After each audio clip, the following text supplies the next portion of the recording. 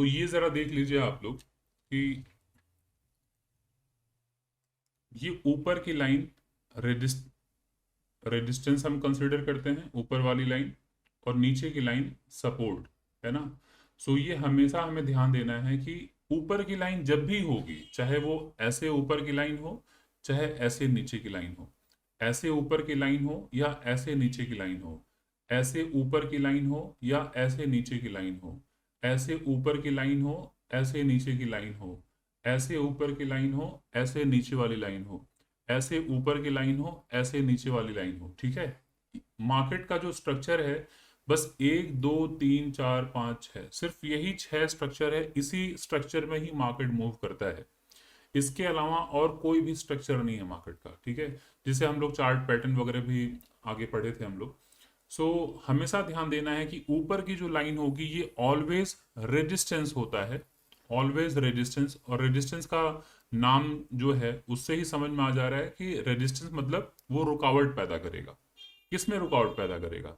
Price को ऊपर जाने से रोकेगा ना। अगर प्राइस यहां से ऊपर जा रहा है तो यहाँ पे एक क्या होगा, आपको हर्डल मिलेगा, रेजिस्टेंस मिलेगा, यहां पर एक रुकावट आएगी, है ना।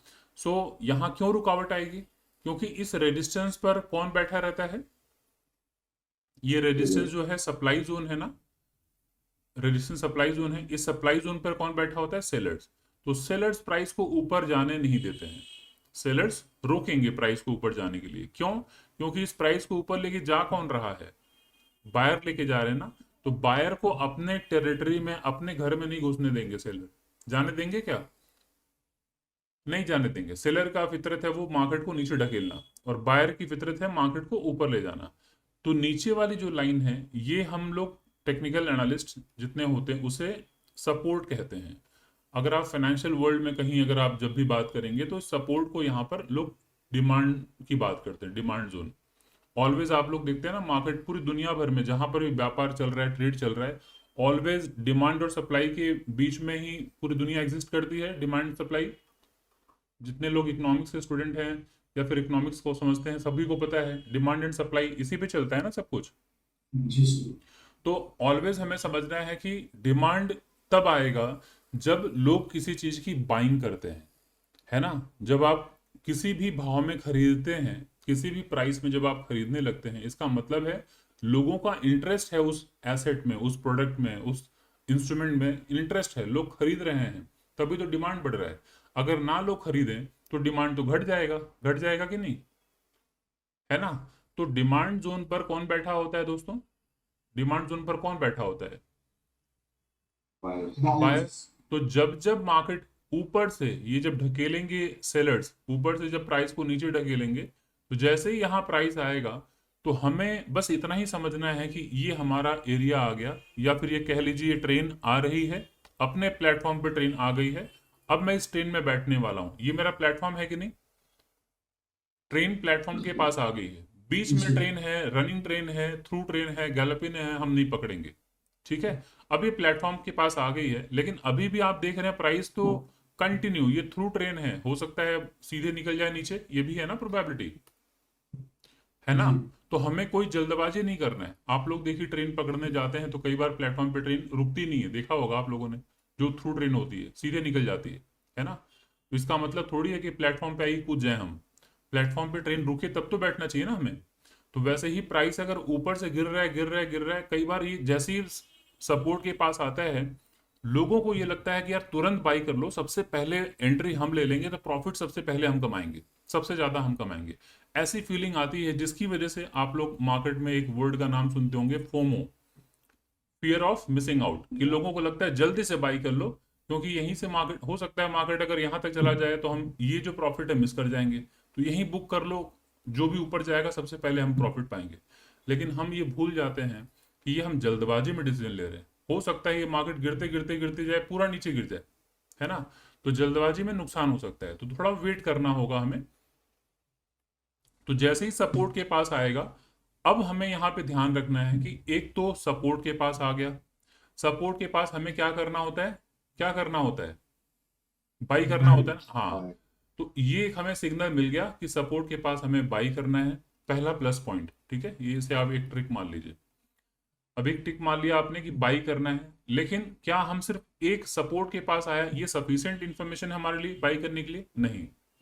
अब सपोर्ट के पास एक ग्रीन कैंडल बना, हो सकता है कि आप लोगों को पता होगा बुलिश एंगल्फिंग हो गया है, हैमर बन गया, कुछ भी बन जाए। अब आपको लग रहा है ये कैंडल स्टिक तो बुलिश है, यहाँ पर बाइंग होनी चाहिए, तो चलिए एक ग्रीन कैंडल यहाँ बन जाती है। एक ग्रीन कैंडल बन जाती है तो एक टिक और कर लीजिए, ठीक है, कि यहाँ से मार्केट में red red red red candle बन रहा था, ये जो एक ग्रीन कैंडल यहाँ पर बनती है ना, इसको देखने के बाद कम से कम इतना तो हमें समझ में आ गया कि इस सेलिंग प्रेशर को अब्जॉर्व किया जा रहा है, मतलब बायर्स यहाँ पार्टिसिपेट कर रहे हैं, है ना, बायर्स पार्टिसिपेट कर रहे हैं। तो दो सिग्नल जो हमें मिला, दो जो टिक मिला हमें, वो तो थोड़ा पॉजिटिव आया, बट अभी भी हमारा एक जो बाकी है फाइनल, वो है प्राइस एक्शन, ठीक है, या डाउ थ्योरी कह लीजिए। जब तक अभी ये ना बने तब तक हम कंफर्म नहीं हो रहे हैं कि मार्केट ऊपर जाएगा कि नहीं जाएगा, है ना, जा पाएगा कि नहीं जाएगा। क्योंकि अभी अगर आप देखें स्ट्रक्चर को, यहां से लेके यहां, यहां से लेके यहां, तो ये किस तरह का स्ट्रक्चर है, ऐसा है ना, यस और नो, यस और नो। जी यस सर। तो सपोर्ट पर आया, बाइंग तो करना है, बिल्कुल ठीक है। सपोर्ट के बारे में हमें मालूम है कि जब ऊपर से प्राइस गिर रहा हो तो सपोर्ट एक बार रुकावट पैदा करता है, गिरते हुए प्राइस को रोकता है, ये भी बिल्कुल ठीक है। सपोर्ट के पास ग्रीन कैंडल बन जाती है तो हमें लगता है कि चलो बाइंग स्टार्ट हो गई, ये भी ठीक है। लेकिन अभी ये जो चार्ट है ऐसा है, लोअर लो लोअर हाई है, तो लोअर लो लोअर हाई किसका फॉर्मेशन होता है, आप लोगों के साथ मैंने डिस्कस किया है पहले, डाउन ट्रेंड का। डाउन ट्रेंड का। तो अभी हम कैसे ले सकते हैं, हो सकता है ये तोड़ के नीचे चला जाए, है ना, है ना ये प्रोबेबिलिटी। तो हम जी वेट करेंगे कि एक बार देख लेते हैं कि मार्केट करता क्या है। अगर मार्केट ये नीचे आया और इस बार पिछले लो को नहीं तोड़ पाया, पिछले लो को अगर नहीं तोड़ पाया, तो अभी यहाँ सेंटिमेंट या जो प्राइस बिहाइंड, मतलब साइकोलॉजी बिहाइंड द प्राइस क्या है, कि मार्केट अगर इतने ऊपर से नीचे आया है, मतलब ये दिखा रहा है कि सेलर्स के अंदर बहुत स्ट्रेंथ है ना, सेलर्स में बहुत स्ट्रेंथ है। इस जगह से प्राइस ऊपर गया है, मतलब थोड़ा सा ये हमें सिग्नल मिल रहा है कि बायर्स पार्टिसिपेट कर रहे हैं। लेकिन ये क्या जेन्युइन बायर्स हैं या फिर जस्ट प्रॉफिट बुकिंग है, ये हम कैसे समझेंगे? अगर इस जगह से वापस प्राइस नीचे आ रहा हो, वापस प्राइस नीचे आ रहा हो और अब पिछला लो अगर तोड़ दे, तो हमें लग जाएगा कि भाई बस ये प्रॉफिट बुकिंग थी, सेलर्स अभी भी स्ट्रांग है, सेलर्स अभी भी मार्केट को डाउन साइड में ले जा रहे हैं, मतलब मार्केट का सेंटिमेंट अभी भी बेरिश है। लेकिन यही अगर ऐसा हो जाए कि मार्केट यहां तक आए और यहीं से प्राइस ऊपर जाने लगे, अब प्राइस अगर ऊपर जाने लगे तो ऑलवेज ध्यान देना है, ये स्विंग हाई निकलते ही हम बाई करते हैं ना बाई, जी ठीक है। तो अब जरा देखिए साइकोलॉजी क्या बनेगा, कि भाई सेलर्स अब एग्जॉस्टेड हो गए हैं। अगर सेलर के अंदर स्ट्रेंथ होता तो ये पिछले लो को तोड़ के नीचे चले जाते, लेकिन इस बार नहीं तोड़ पाए। अब स्विंग हाई जैसे ही टूटेगा तो जरा देखिए अब प्राइस एक्शन, इसको रीड कीजिए क्या बन गया, हायर हाई हायर लो, जी। ये क्या है प्राइस एक्शन, कौन सा ट्रेंड बता रहा है, अप ट्रेंड अब अप ट्रेंड। अप अप तो ट्रेंड। अब हमें कुछ नहीं सोचना है मार्केट में, अब इतना सफिशिएंट है डेटा, ठीक है। अब कुछ नहीं सोचिएगा कि कहीं स्टॉप लॉस हिट हो जाएगा क्या, कहीं मार्केट कहीं नहीं गया ऊपर तब फेक फेक कहीं हो ब्रेकआउट हो गया तब, ये सब कुछ नहीं सोचना है, बस बहुत हो गया। अब यहाँ से जैसे ही निकलेगा बाई कीजिए, अब स्टॉप लॉस हिट हो चाहे कुछ भी हो बाई कीजिए, सफिशिएंट इन्फॉर्मेशन मिल गया, अब बाई कीजिए, मार्केट जाएगा ऊपर। क्लियर?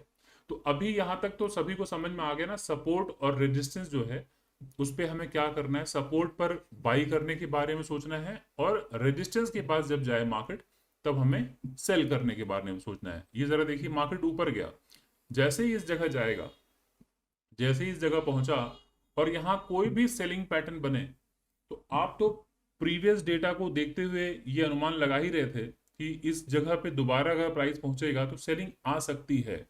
ये हम तो गेस कर रहे थे ना कि शायद इस जगह से वापस गिरावट आ सकती है। लेकिन अभी हम कैसे ट्रेड ले लें, लेकिन अब इस रेजिस्टेंस के पास जैसे ही प्राइस एक्शन बनेगा डाउन ट्रेंड का, ये देखिए लोअर लो लोअर हाई ब्रेकडाउन, जैसे ही ये स्विंग लो टूटेगा हम तुरंत सेल कर देंगे, क्योंकि यहां पर रेजिस्टेंस पर कौन बैठा है, सेलर, सेलर। तो जैसे ही स्विंग लो टूटेगा आप सेल मारिए, मार्केट आएगा नीचे।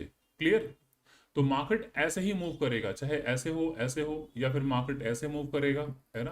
तो आप लोग ऑलवेज चार्ट में नोटिस करते रहिएगा कि सपोर्ट और रेजिस्टेंस कहाँ है, क्योंकि बिना सपोर्ट और रेजिस्टेंस के हम लोग बाई सेल कर ही नहीं पाएंगे। हम लोग कोई भी फंडामेंटल एनालिस्ट नहीं है यहाँ पे, हम यहाँ पर कोई सेंटिमेंट एनालिस्ट नहीं है, हम सारे के सारे यहाँ पे टेक्निकल एनालिस्ट हैं, तो टेक्निकल एनालिस्ट बिना प्राइस देखे क्या बाई सेल कर सकता है क्या? यस और नो? तो हमें ऑलवेज तुरंत फाइंड आउट करना है कहाँ पर रेजिस्टेंस है, कहाँ सपोर्ट है, कहाँ रेजिस्टेंस है, कहाँ सपोर्ट है, कहाँ रेजिस्टेंस है, कहाँ सपोर्ट है, कहाँ रेजिस्टेंस, कहाँ सपोर्ट। ये जितने जल्दी हम पता लगा लेंगे उतना आसानी से हम ट्रेड प्लान कर पाएंगे, और जितना टाइम लगेगा ट्रेड लेट मिलेगा। तो हमें जल्दबाजी में कोई ट्रेड नहीं लेना है। तो ये सपोर्ट रेजिस्टेंस सभी को क्लियर है यहाँ तक? सभी लोगों को क्लियर है? एक बार यस नो कर दें फिर आगे बढ़ो। ठीक है, हाँ एक बार मैं चार्ट में दिखा देता हूँ। ये तो मैंने ऐसे दिखा दिया, कुछ लोगों को चार्ट में नहीं समझ में आता, चार्ट में लगा देता हूँ। ये 5 मिनट का चार्ट है, सभी लोग देख पा रहे हैं? यस अब कोई भी टाइम फ्रेम पकड़ लीजिए, अभी आप लोग ना दिमाग में ये टाइम फ्रेम मत चलाइए, ठीक है? अदरवाइज क्या होता है ना, बहुत सारे क्वेश्चन आने लगेंगे। अभी इसको भूल जाइए, ये कोई चार्ट, ये कोई टाइम फ्रेम नहीं है, बस ये प्राइस को समझिए, ठीक है? जब आप आ रहे हैं, जितने लोग 9:15 आ रहे हैं, इसका मतलब है कि अभी मार्केट तो ओपन नहीं हुआ है, इसको हटा दीजिए, नहीं ओपन हुआ ना। ये तो 1 जुलाई का कैंडल है, क्लियर?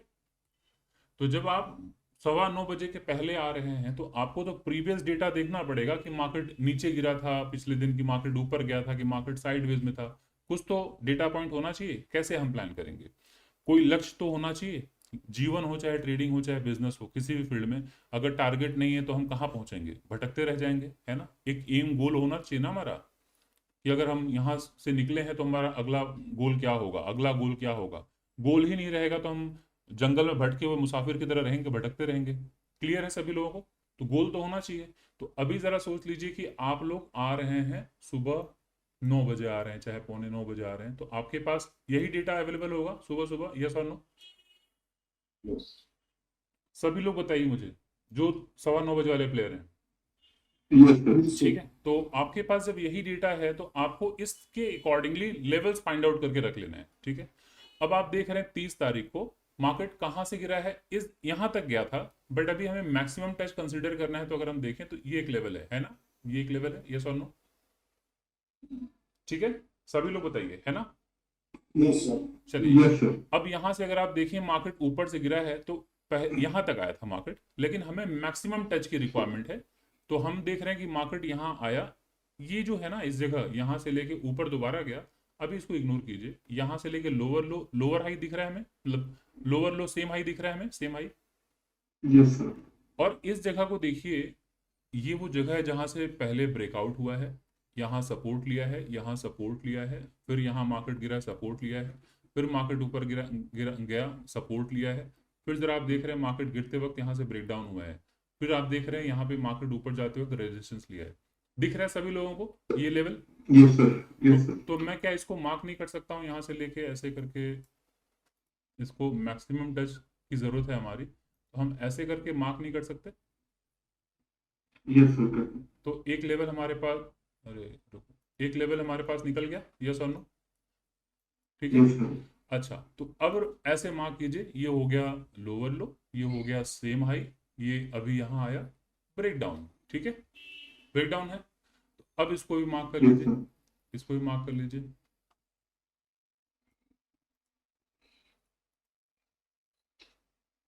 ठीक है? इसे भी मार्क कर लीजिए। आगे अभी मैं एक्सटेंड करूंगा आगे, अभी चार्ट आगे का नहीं दिखाना चाह रहा हूं मैं। ये हो गया। तो हम जब पिछले दिन का जब चार्ट देख रहे होते हैं तो हम क्या करते हैं, मैक्सिमम टच तो लेते ही हैं, प्लस प्रीवियस डे का हाई लो क्लोजिंग प्राइस हम लोग लेते हैं ना। प्रीवियस डे का ओपन हाई लो क्लोज हमारे लिए इंट्राडे में एक सपोर्ट और रेजिस्टेंस का काम होता है।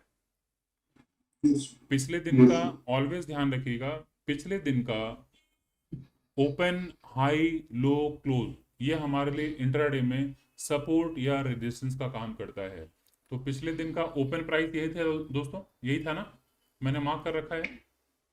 जी सर पिछले दिन का लोएस्ट प्राइस यही था, ओपन लो मार्क कर लिया मैंने, हाई भी मार्क कर जी लेता हूँ, सर हाई भी ये है, ठीक है?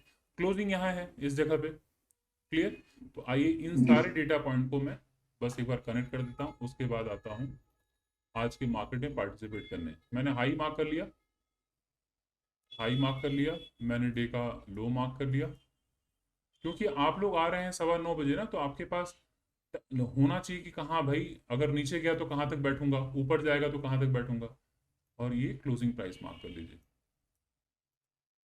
ये क्लोजिंग प्राइस मार्क कर लीजिए और हमेशा ध्यान रखिएगा ये है क्लोजिंग प्राइस यहाँ तक, ठीक है, यहाँ तक। अब हमेशा ध्यान रखिएगा कि मार्केट अभी यहाँ बंद हुआ है, कल यहाँ बंद हुआ है ना इस जगह पे, यस और नो? यस तो यस सर। हाँ, तो नीचे जाएगा तो एक आपके पास ये लेवल तो दिख रहा है, ये इसके नीचे जाएगा तो ये रेजिस्टेंस कहलाएगा कि सपोर्ट? अगर इसके नीचे गया सपोर्ट कहलाएगा। सपोर्ट कहलाएगा ना। तो ऑलवेज आप लोग सपोर्ट 1, सपोर्ट 2, कम से कम सपोर्ट 3 तक मार्क कर लीजिए, क्लियर। और ऊपर जब जाए तो रेजिस्टेंस 1, रेजिस्टेंस 2, रेजिस्टेंस 3 तक मार्क करके रखिए, क्लियर। तो यहाँ तो हमें दिख रहा है कि भाई प्राइस यहाँ पर है, यहाँ से अगर ऊपर जा रहा है तो ये तो सामने ही रेजिस्टेंस है। इसके ऊपर आप देख रहे हैं ये एक लेवल छोटा सा है ना, ये लेवल दिख रहा है कि नहीं? ये मार्केट आया था, Yes, sir. लोअर लो, लोअर हाई ब्रेकडाउन है, तो ये हमारे लिए रेजिस्टेंस 1 हो सकता है, R1। ये हमारे लिए रेजिस्टेंस 2 हो सकता था कि नहीं, है ना? Yes sir. और मार्केट नीचे आ रहा है तो ये S1। अब S2 हमें दिख नहीं रहा, कहाँ कोई लेवल नहीं दिख रहा है, तो आपको थोड़ा चार्ट को पीछे करना होगा कि अगर इनकेस मार्केट नीचे जाए तो मैं कौन सा टारगेट अचीव करना चाहूंगा। एक तो इसे मार्क कर लीजिए, ये मेजर लेवल दिख रहा है मुझे 57,000 का दिख रहा है ये नंबर, ये इंपॉर्टेंट सपोर्ट है, ठीक है। तो 57,000 का लेवल मार्क कर लीजिए। प्लस आप देख रहे हैं कि ये वो जगह है जहां से मार्केट ऊपर गया, मार्केट नीचे आया, ठीक इसी जगह से ब्रेकआउट हुआ है, ये देख रहे हैं ये लेवल ब्रेकआउट हुआ है, तो उसके पहले एक पुल बैक लिया है, दिख रहा है, ये पुल बैक लेके ब्रेकआउट हुआ है, क्लियर। तो इसे भी कंसिडर कर लीजिए, बाकी सारे लेवल्स हमारे पास अवेलेबल हैं। और ये डॉटेड लाइन एक मार्क कर सकते हैं, बीच में एक डॉटेड लाइन इसी कर देता हूँ, मैं दिखा देता हूँ इसे। तो इस तरह से क्या होगा आपके, एक सेकंड में इसको मार्क कर लेता हूँ फिर समझाता हूँ। इसे मार्क कर ले रहा हूँ, फिर इसे एक्सटेंड कर दे रहा हूँ लेफ्ट साइड में, तो ये प्रॉपर हमारे पास एक ऑलरेडी मार्क्ड है, ठीक है, क्लियर। चलिए अभी बस इतना ही, इसको हम छोटे से वो नहीं रखते हैं, इसी को इतना रखते हैं। तो अब हमारे पास जरा देखिए नीचे S1, S2, S3 तीन लेवल हमारे पास आ गए, आ गया। जी सर। चलिए, और ऑलवेज हम लोग डिस्कस करते हैं कि जब ये मार्केट जहां से गिरता है वो हमारे लिए एक लेवल होता है। तो ये जरा देखिए market higher high higher low की फॉर्मेशन में गया है, higher high higher low lower high breakdown, यहीं से ब्रेकडाउन हुआ है ना, है ना। 30 तारीख का देख रहे हैं ये एक लेवल है, ये उस दिन का देख रहे हैं हाई प्राइस था, 27 तारीख का हाई प्राइस यही था ना, हाई। और ये मार्केट लोअर लो लोअर हाई ये बनाया, फिर मार्केट ऊपर गया और ब्रेकडाउन यहीं से हुआ है, तो एक इंपॉर्टेंट लेवल है, समझ पा रहे सभी लोग। ये जरा देखिए 27 तारीख का हाई ये था, मार्केट नीचे आया, मार्केट ऊपर जाके ठीक इसी जगह रेजिस्टेंस लिया, फिर मार्केट यहाँ आया कंसोलिडेट, ये हायर हाई हायर लो बनाते हुए ऊपर गया, ये रेजिस्टेंस तक पहुंचा। अब ये देखिए higher low lower high breakdown, यहीं से ब्रेकडाउन हुआ है ना। तो आप इसे मार्क कर लीजिए, बस सारे लेवल्स हमारे पास मिल गए। अब आते हैं सुबह सुबह इंट्राडे ट्रेड के लिए बैठते हैं। तो सुबह इतना सा होमवर्क आपका रहना चाहिए जब 9:30 बजे मार्केट में आ रहे हैं, ठीक है। अब हमें कुछ नहीं चाहिए, अभी ये चार्ट को ऐसे कीजिए, आगे बढ़ाइए, अब इसे आगे बढ़ाइए 3:15 बजे तक तो ये आगे। डॉटेड हिसाब से बनाएंगे। किस हिसाब से? तीन स्लिप दिख रहे थे छोटे, तीन बिग दिख रहे थे छोटे छोटे बिग। ये आप देख रहे हैं ना, ये जो विक है यहाँ पे, ये जो प्राइस का हाई था ना, ये हायर हाई यहाँ तक गया था, है ना। मार्केट फिर नीचे आया था, लेकिन हम इसे कंसीडर नहीं करेंगे, मैक्सिमम टच नहीं है ना, ये मैक्सिमम टच यहाँ है। तो इसे हम इसलिए रख रहे हैं कि ऊपर से गिरते वक्त ना कई बार मार्केट इसी जगह से सपोर्ट लेके ऊपर भाग जाएगा मार्केट। और आप देख रहे हैं मार्केट जब यहाँ से गिरा है, लोअर लो लोअर हाई, लोअर लो लोअर हाई, लोअर लो लोअर हाई, लोअर लो यहाँ आया, ये स्विंग हाई यहीं से ब्रेकआउट हुआ है, दिख रहे हैं। तो मार्केट गिरेगा तो ये हमारा सपोर्ट लेके फिर मार्केट ऊपर ही भाग सकता है। एक टारगेट इसे रखिए, है ना। तो अभी बस सारे लेवल्स हमारे मार्क्ड हो गए, यस और नो? Yes sir. तो बस अब इसको आप 3:30 बजे तक एक्सटेंड कर दीजिए, 3:30 बजे तक। ये जो अरुण सर, हाँ जी बताइए। ये जो आप लेवल मार्क कर रहे हैं, जैसे किसी की चौड़ाई कम है किसी की चौड़ाई ज्यादा है,